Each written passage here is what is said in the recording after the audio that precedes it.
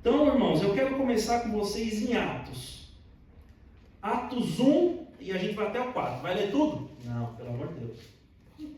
Eu vou estar parafraseando aqui para a gente chegar no entendimento que o Senhor quer que chegamos no que diz respeito a casamento segundo a sua vontade, segundo a sua criação. Irmãos, em Atos 1, a gente vai ver lá o início de Jesus ressurreto, né? Ele passando 40 dias com seus discípulos e dando provas indiscutíveis de que ele estava vivo. E não só isso, ele estava falando sobre o reino dos céus. Ele estava ensinando. Tanto que na última instrução, ele vai dizer assim, nós estamos aqui no Monte das Oliveiras, mas vocês vão ter que ir para Jerusalém. E não saiam de lá até que a promessa do meu Pai chegue até vocês. Aquela que eu disse, do Espírito Santo. Dentro de poucos dias isso vai acontecer. E aí os cabeção começam, não, mas é agora que o Senhor vai restaurar o reino de Israel. A gente chama de cabeção, mas se fosse nós, a gente estaria fazendo um monte de pergunta também, né? E aí perguntaram a ele, não compete vocês saberem o tempo de cada coisa. Relaxa, foca aqui, O Espírito Santo vai descer sobre vocês. Amém. Vocês foram batizados por meio do batismo de João Batista. Na verdade, pois João Batista batizou com água, mas vocês serão batizados com o Espírito Santo. Aleluia! E aí depois, passado disso, Jesus se ascendeu aos céus, a nuvem o encobriu e eles ficaram olhando. A última instrução dada. Eita, o Senhor subiu, e agora? E aí passou 2 homens vestidos de branco e falaram, o que vocês estão olhando, Galileus? Esse mesmo Jesus que subiu, ele vai descer. Relaxa. E aí, o que eles fizeram logo em seguida? Obedeceram. Foram para Jerusalém, numa caminhada de um sábado, e se reuniram com os discípulos, com as pessoas envolvidas ali, que Jesus tinha alcançado, que permaneceram fiéis. E era um grupo de 120 pessoas, que estavam reunidos num só lugar, em Jerusalém, esperando a promessa do Pai. Aleluia. E aí vai dizer que eles se dedicavam, eles não só estavam esperando, eles estavam fazendo algo, eles estavam se dedicando unânimes à oração, com as mulheres, entre elas Maria, mãe de Jesus, e com os irmãos dele. E aí Pedro se levanta, guiado pelo Espírito, porque ele foi contar o que aconteceu com Judas, né? Que com o dinheiro que ele recebeu da traição de Jesus, ele comprou um campo e se suicidou. Mas só que ele, movido pelo Espírito, ele percebeu que era necessário uma pessoa estar ocupando essa posição dos apóstolos, completando os 12, na verdade. E aí eles levantam 2 pessoas para ver quem vai ser o escolhido. Pessoas que acompanharam o ministério de Jesus desde o batismo de João Batista até sua morte e ressurreição, testemunha ocular. E aí colocaram José, o justo, né, chamado Barsabas, e Matias. E ali foi escolhido Matias. Atos 1 acaba aí. Amém? Reunidos em Jerusalém, esperando a promessa, unânimes em oração. Atos 2 vai contar o quê? O dia de Pentecoste. Foi o dia que o Espírito veio. E é importante que tinha lá 120 pessoas. Mas existia uma multidão de judeus que estavam lá nessa região de Jerusalém. Porque era o dia de Pentecoste, a festa judaica. Era uma festa que comemorava a colheita. Então vinha judeus de todas as regiões para lá para fazer essa comemoração. Você acha que Deus não fez pensado, né? Não ia ser só os 120 ali que estavam crendo, não. Ele faz o negócio e é para alcançar muitas outras pessoas. Amém. E ali estavam reunidos 120 pessoas. Quando chegou o dia de Pentecostes, estavam todos reunidos em um só lugar. De repente, veio do céu um som como de um vento muito forte e encheu toda a casa na qual estavam assentados. Apareceram línguas de fogo que se separaram e pousaram sobre cada um deles. Todos ficaram cheios do Espírito Santo e começaram a falar em outras línguas, conforme o Espírito permitia que se expressassem. Então se cumpriu a promessa. E esse povo judeu que foi lá no dia do Pentecoste, na comemoração da colheita, eles observaram que estava acontecendo algo. Tanto que eles ficaram perplexos com aquilo que eles estavam vendo. Eles estavam vendo as pessoas falar idioma da sua língua materna, do seu idioma, da sua região. Galileus que não sabiam desse idioma. E eles estavam como se estivessem bêbados, porque tinha até judeus que estavam zombando. Nossa, já estão bêbados nesse horário. E aí Pedro se levanta mais uma vez. Mas ele se levanta agora cheio do Espírito Santo. E fala, rapaz, é 9 horas da manhã, ninguém está bêbado aqui não, tá? O que está acontecendo aqui é a promessa do Senhor, que Ele colocou que derramaria o seu Espírito. E aí ele começa a pregar o Evangelho, pregar Jesus Cristo crucificado e ressurreto. E aí no final vai dizer que teve um acréscimo de 3.000 pessoas. 3.000 pessoas numa lapada só. É gente, viu? Mas isso aconteceu porque houve uma obediência de se reunir, de se dedicar unânimes. Vão percebendo as fases e as manifestações do Espírito, conforme as obediências dos discípulos. Aleluia!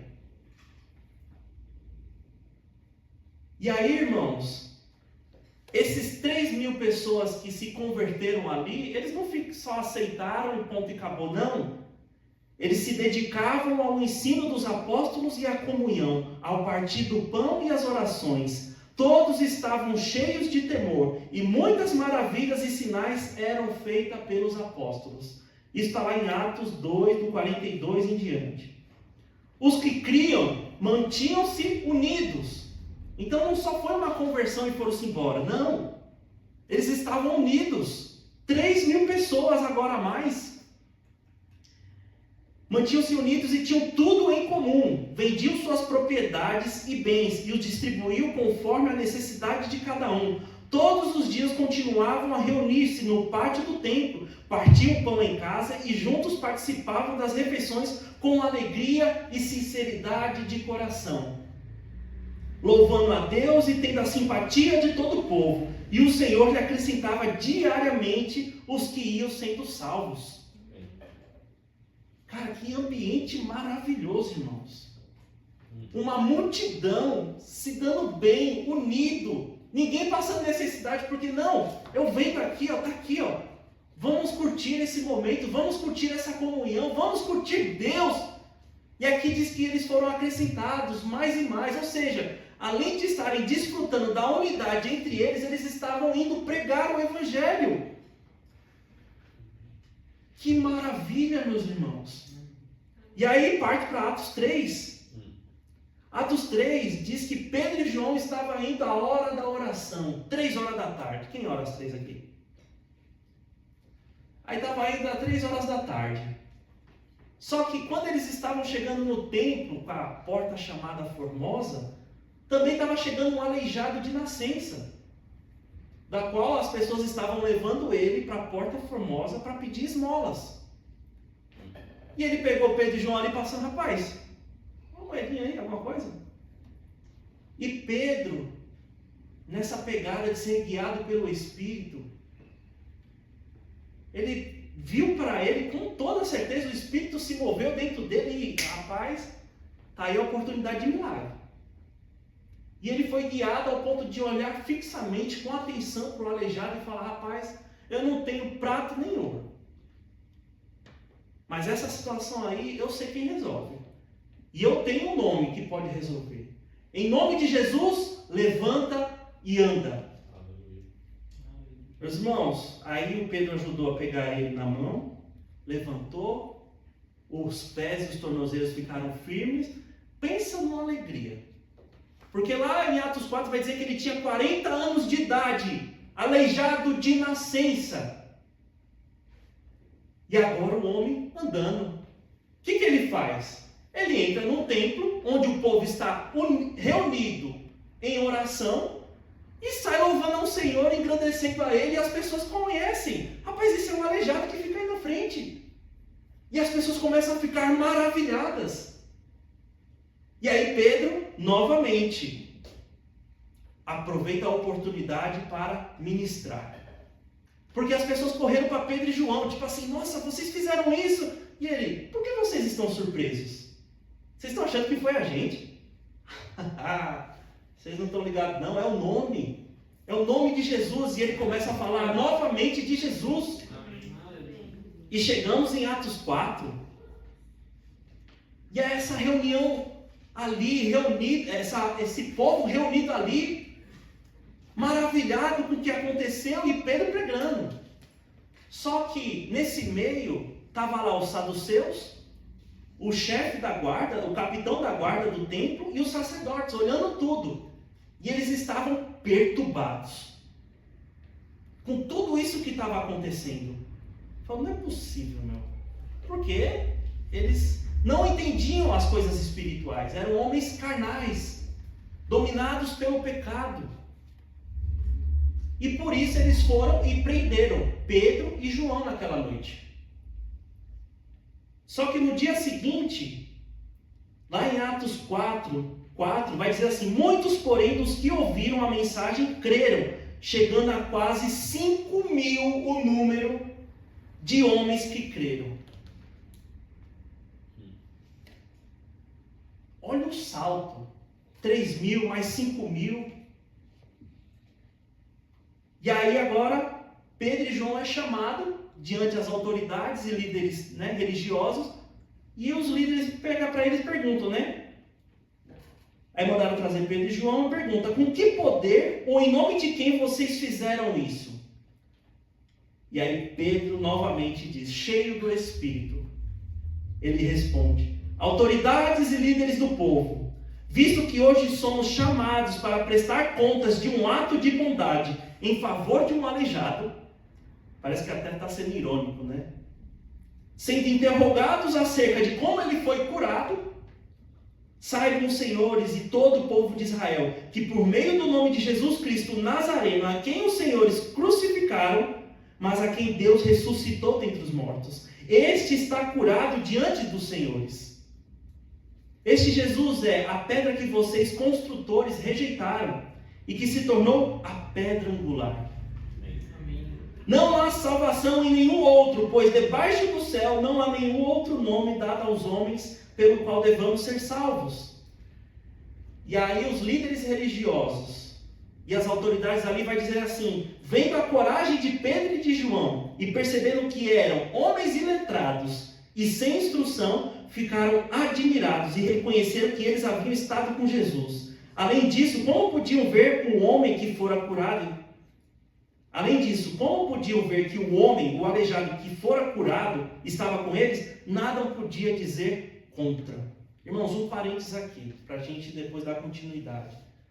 Jesus, em um determinado momento lá em João, deixa eu pegar aqui a referência para não falar errado.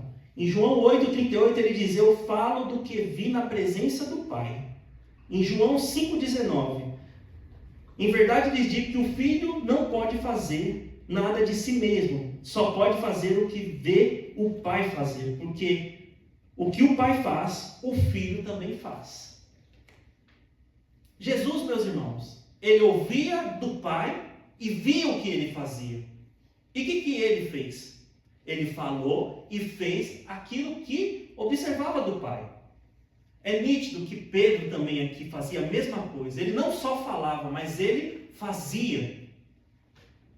O que eu quero dizer, meus irmãos, aqui é uma atenção, que a gente fica tão bom no ensino, na pregação, e o verbo da vida é excelente nisso. Mas a gente também tem que fazer o que o Pai faz. Amém. É deixar lá o Espírito flui. A gente só é o canal de ir lá impor as mãos sobre os enfermos e eles serão curados. Porque olha aqui, irmãos, diante de milagre, o que tem contra o milagre? Nada. Vai fazer o quê? O homem está curado aí, o que eu vou fazer? As pessoas podem nos indagar, mas o seu Deus é isso, mas ele não, porque ele aceita a guerra e não sei o quê. Mostra o milagre. Cadê a resposta contra o milagre?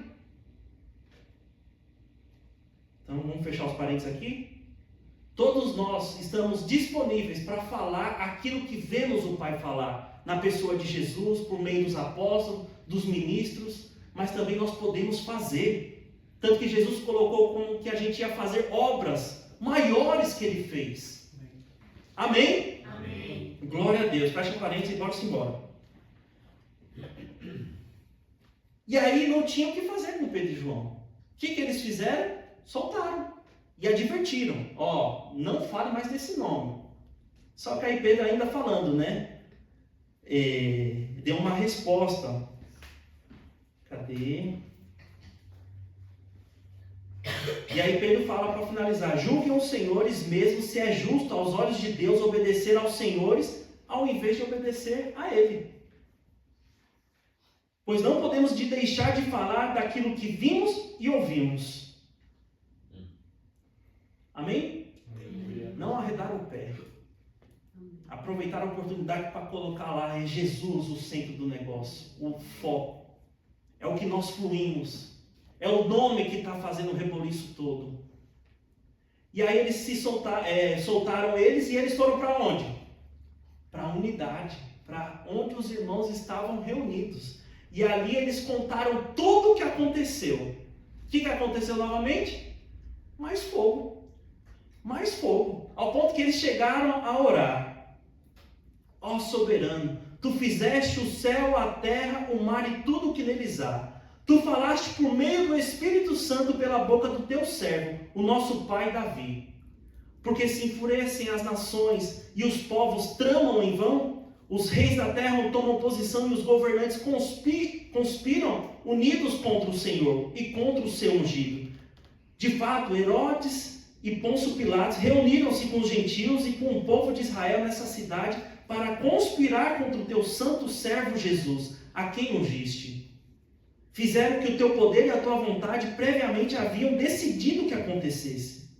Agora, Senhor, considera as ameaças deles e capacita os teus servos para anunciarem a tua palavra corajosamente. Estende a tua mão para curar e realizar sinais e maravilhas por meio do nome do teu santo servo Jesus. Depois de terem orado, tremeu o lugar em que estavam reunidos. Todos ficaram cheios do Espírito Santo e anunciavam corajosamente a palavra de Deus.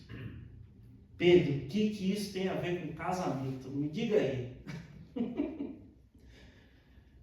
Ai, meus irmãos, fica notório aqui que quando o povo anda em unidade, existe uma mão poderosa do Senhor em manifestação. Pedro foi o porta-voz de muita coisa que aconteceu aqui. E tem outros aqui que devem ter trabalhado, ter pregado, ter feito também. Mas o importante é que eles estavam em unidade, seguindo o mesmo propósito, para que essas bênçãos, cara, de 120 para 3.000, imagine uma igreja desse porte nosso, numa oportunidade onde as pessoas estão reunidas, a gente pregar e alcançar 3.000, depois 5.000, é bênção ou não é? Não é um sobrenatural ou não é? Tá, Pedro, mas o que tem a ver com casamento? Sabe, meus irmãos? Então, a unidade, ela vai gerar resultados. E se a gente parar para analisar, a unidade com Deus ou sem Deus, ela gera resultados. Só pelo princípio da unidade. Torre de Babel. Vamos colocar esse exemplo que a gente sabe bem. Gênesis 11:1, do 1 ao 9. Diz assim: no mundo todo havia apenas uma língua, um só idioma. Ao seguir para o leste, as pessoas encontraram uma planície em Sinar e ali se estabeleceram. Disseram umas às outras: venham, vamos fazer tijolos e queimá-los bem. Os tijolos serviam de pedras para eles. e o betume servia de argamassa. Depois disseram: venham, vamos construir para nós uma cidade com uma torre que alcance aos céus. Assim, o nosso nome ficará famoso e não seremos espalhados por toda a terra. Isso aqui é propósito de Deus? Vocês acham que é? Não. O Senhor desceu para ver a cidade e a torre que as pessoas estavam construindo. O Senhor disse: se com um só povo que fala a mesma língua começaram a fazer isso, nada do que planejem fazer será impossível para eles. Olha o poder da unidade. Nada será impossível para eles. Venham, desçamos e confundamos as línguas que falam, para que não entendam mais o que dizem uns aos outros. Assim o Senhor os espalhou dali por toda a terra e pararam de construir a cidade. Por isso foi chamada Babel, porque ali o Senhor confundiu a língua de todo mundo. Dali o Senhor espalhou por toda a terra. Unidade sem um propósito divino. O próprio Senhor reconheceu que ele falando as mesmas coisas, se unindo, eles iam alcançar as coisas impossíveis por uma unidade. E eu vou até mais longe. O diabo, você acha que a gente sabe que ele traz divisão, mas ele não trabalha com divisão no seu reino.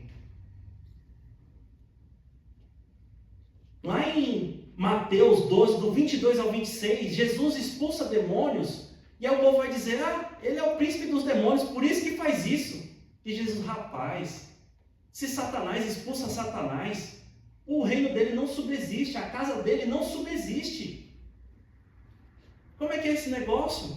Quer um exemplo melhor? O traficante que vende a droga. A droga é ruim, mas se o traficante cair na droga, ele se lasca todinho. O negócio dele não vai para frente.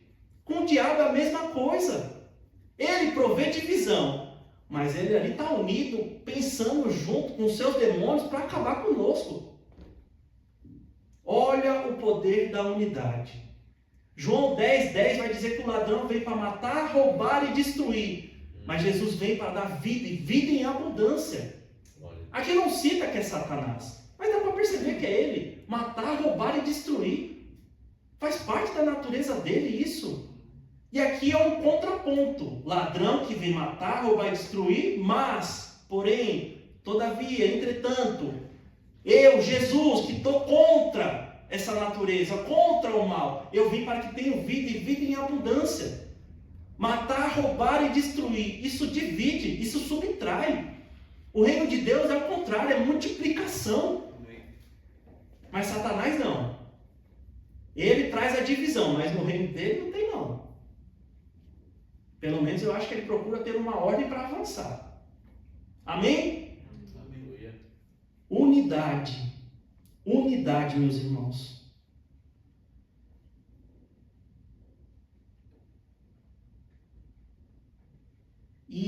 E percebam que essa unidade com o Senhor, ela abre portas para o sobrenatural. Não é verdade? A gente acabou de ver aqui 4 capítulos, onde a mão do Senhor se moveu poderosamente, graça e favor, sabedoria, poder, manifestos por um povo que se uniu no mesmo propósito. Não foi uma pessoa só. Foi um corpo, o corpo de Cristo. Amém? Amém? E eles desfrutaram em todas as áreas: material, espiritual, emocional, física, por conta da unidade. Agora, meus irmãos, o que pega para a gente? Será que a gente quer desfrutar desse sobrenatural? A gente está com um alvo no sobrenatural mesmo? Porque o caminho é esse, está na nossa cara. E por que a gente está batendo contra a parede e não estamos experimentando dessa multiplicação de discípulos? Dos sinais, prodígios e maravilhas nos seguindo? O que está acontecendo? A gente, será que esfriou? E se acomodou de só vir ao culto e está tudo bem? Meus irmãos, o sobrenatural, se a gente parar e analisar a nossa própria vida, e olhar para trás e não olhar muito não. Como nós estávamos? Cara, eu lembro no mundo aí fora, perdido, totalmente perdido. Hoje eu tenho uma consciência de eternidade. Coisas que eu vejo acontecer, eu ia estar puxando o cabelo se fosse um tempo atrás. Mas não, por conta do sobrenatural, eu estou bem estabelecido e ajudando muitos outros.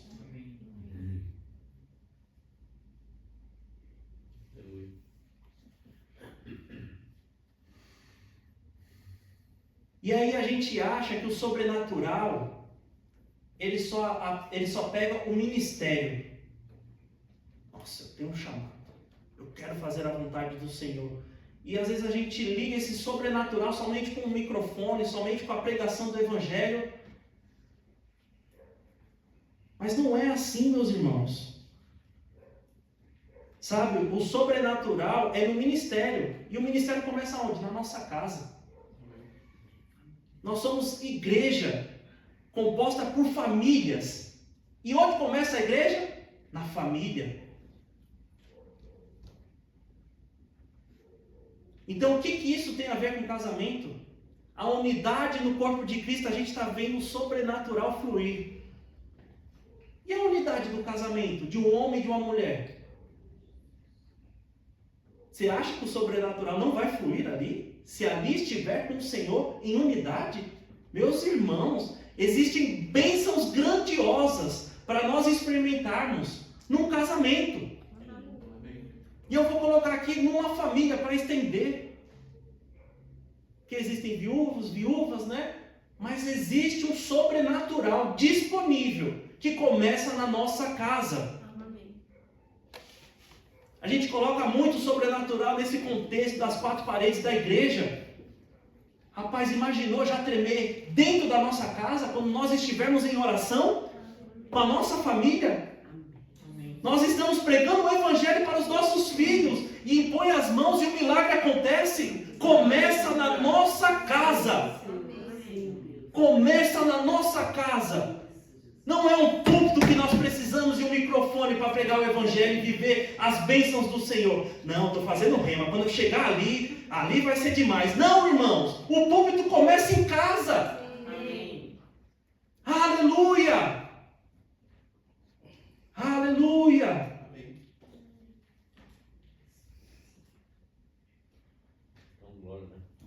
Sabe, meus irmãos, eu estava no curso de oração esse sábado e eu tive uma experiência, mas foi tão rápido, mas tão profunda e tão boa, que me está trazendo paz até agora. E eu tenho certeza que isso vai seguir por muitos dias, se não para a vida toda. Eu estava lá em oração, tendo um entendimento que nós precisamos orar e nós fomos chamados para orar. E eu comecei a orar junto com a minha esposa ali, orando em outras línguas. E rapaz, foi segundos. Eu vi por meio da minha oração, eu entendi o que eu estava orando. Eu estava orando pela minha família. Ela protegida, ela abençoada. Eu percebi que por meio da minha oração o Senhor estava com a sua mão forte, irmãos, num lugar de segurança. E aí você vai pensar na sua família, você e a Pâmela. Amém, nossa, que bênção. Não, eu tive um vislumbre dos meus filhos sendo alcançados por meio da oração. Filhos que eu ainda não tenho. Cara, esse sobrenatural nos empolga. É bom demais, nós temos que arder o nosso coração para ver as manifestações do Senhor. Na nossa casa, começando lá. Amém. Aleluia. Sabe, meus irmãos, não tem como ter sobrenatural sem unidade. Se a gente afeta o nosso relacionamento na horizontal aqui, a gente afeta o nosso relacionamento na vertical. Tem gente que está buscando em oração, lendo livros, mas o que está faltando mesmo é olhar para o próximo, é olhar para os seus, da sua própria casa. Que adianta ganhar o mundo e perder a sua casa? Ou que adianta ganhar a sua casa e não fazer os propósitos do Senhor? Não podemos caminhar nesses extremos. Nós devemos ter uma família, mas uma família que serve. É os dois caminhando juntos. Eu ouvi uma citação na ministração do Luciano Subirá, que eu acho que é o pai do sogro do filho dele, né? Que é o pastor dele, disse que ele não queria ser que nem Davi, ganhar o mundo e perder a família. Ele não queria ser também que nem Noé, ganhar a família e perder o mundo. Irmão, está disponível as duas coisas para nós. É a nossa família ganhando esse mundo. O pastor estava falando aqui das próximas gerações, irmãos. Isso é para nós. É netos, bisnetos, desfrutando das escolhas que estamos tendo agora no Senhor, liberando palavras e alcançando eles lá na frente, que não existem. Mas as coisas espirituais são loucas, meus irmãos. Isso para nós tem que ser de boa. É o nosso dia a dia. Para o mundo é loucura. Mas para nós, rapaz, é poder de Deus. É algo que nos empolga, é algo que a gente tem que levantar. Rapaz, que dia maravilhoso. Vamos lá, Senhor. Porque eu não estou preso no meu trabalho e só no dinheiro que eu ganho para desfrutar algo aqui nessa terra. Eu faço parte de um reino celestial. É algo maior do que eu, é algo maior do que a minha família, que vai alcançar muitas pessoas. E o Senhor conta comigo e com você. Amém. É algo que vai além, irmãos, é algo eterno, que tem peso de eternidade. Nós não podemos desprezar como estamos vivendo agora. Não pode ser de qualquer jeito. Vamos alinhar esse negócio e botar unidade no nosso casamento e na nossa casa. Vamos começar por lá, porque tem que começar por lá. Porque se começa diferente, a gente tende a ser como uma aparência. Para os de fora é uma bênção, mas para os de dentro é o cão.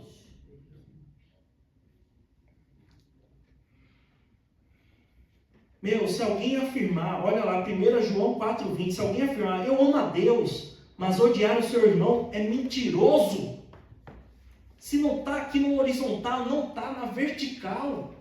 É mentiroso, pois quem não ama o seu irmão, a quem vê, não pode amar a Deus a quem não vê.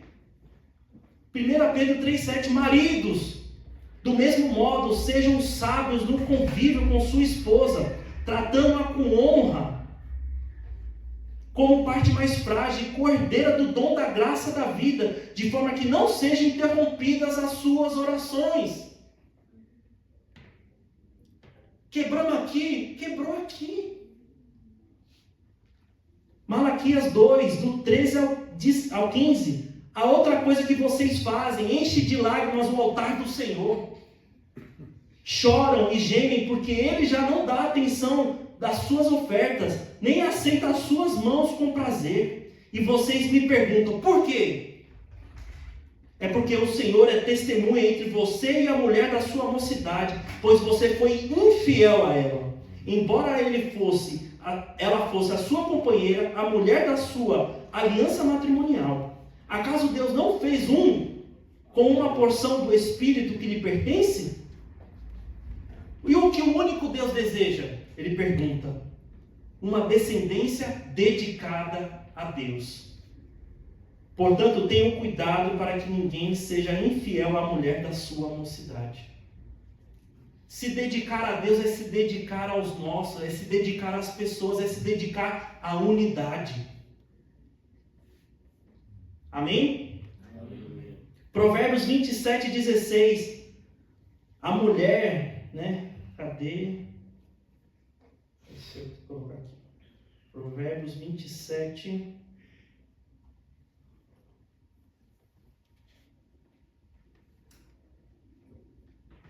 A esposa briguenta é como goteira constante em um dia chuvoso. Detê-la é como deter o vento, como apanhar azeite com a mão direita. Nada resolve, porque a esposa parece uma louca, sem domínio próprio, sem o Senhor. Não, mas vamos ajeitar aqui, arruma os filhos para parecer bonito na igreja, para a gente chegar no horário. Mas chegando em casa, sem sabedoria nenhuma. Aleluia! Sabe o que falta para a gente? Que eu recebi de revelação e peguei para mim? Romanos 12, no verso 2, vai dizer que a gente não tem que se conformar com este mundo. E a gente às vezes se pega falando das escolas, da política, mas e o mundo que está na nossa casa? A gente se adapta muito fácil às coisas. A gente aceita as coisas, sabe? Porque as coisas do diabo são sutis. Ele está se movendo e a gente está vendo, mas por não ter um resultado ali aparente, porque a gente está ficando cego. Aí ele está pintando e bordando e a gente está lá. Nossa, essa política, meu, é só Deus mesmo. Nossa, só as escolas, só a ideologia de gênero. Mas e o mundo que está na nossa casa? Não se conformar é ficar indignado. Não se conformar é odiar o mundo. Ao ponto de a gente fazer algo. Cara, não pode estar acontecendo isso na minha casa. Não, pelo amor de Deus, vamos lá. Tem que se resolver. Em Provérbios 8,13 diz que temer ao Senhor é odiar o mal. Odeia o orgulho e a arrogância, o mau comportamento e o falar perverso.